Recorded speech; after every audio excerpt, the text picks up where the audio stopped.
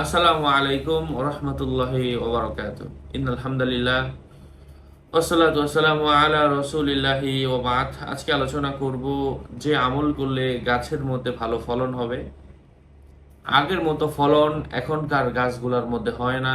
আমাদের প্রত্যেকেরই ধারণা যে গত বছর যে আম হয়েছে আমার গাছের, ওই আম খেয়ে শেষ করতে পারি নাই, বিক্রি করতে হয়েছে।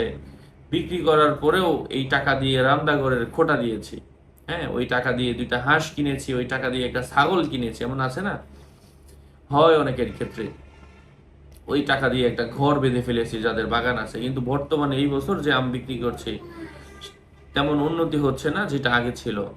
সম্মানিত প্রিয় ভাই ও বন্ধুরা, সেই আমলটা আজকে এই ভিডিওতে শেয়ার করব। সাথে যুক্ত আছি আমি মুফতি জুবায়ের বিন ইমাম।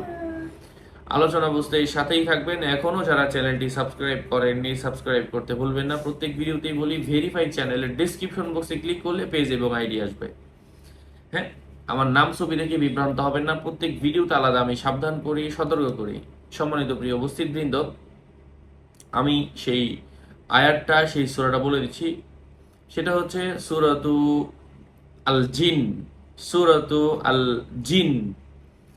এই সূরা জিন সূরাটা আপনি ওই গাছের গোড়ায় অথবা ওই ফসলের মাঠের পাশে দাঁড়িয়ে 3 বার তেলাওয়াত করবেন এবং আল্লাহর কাছে আরজি করবেন, হে আল্লাহ, এই সূরার মাধ্যমে, তোমার এই কোরআনের আয়াতের মাধ্যমে কোনো অমঙ্গল, কোনো ক্ষতি, কোনো কুদৃষ্টি, কোনো বদনজর যদি থেকে থাকে, আল্লাহ তুমি দূর করে দাও এই আয়াতে কারিমাগুলোর মাধ্যমে।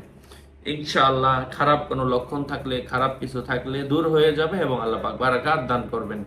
এভাবে আমলটা 7 দিন করেন, দেখেন আল্লাহ পাক ভালো একটা উন্নতি দান করবেন। আশা করছি উপকৃত হয়েছেন। এখনো ফসলের মাঠ অনেক বড়, মাঝে দাঁড়ায়া পড়েন। যদি ছোট হয় এক পাশে দাঁড়ায়া পড়েন, এক কোনায় দাঁড়ায়া পড়েন, যেখানে দাঁড়ায়া পড়লে অসুবিধা নাই, পড়তে পারেন।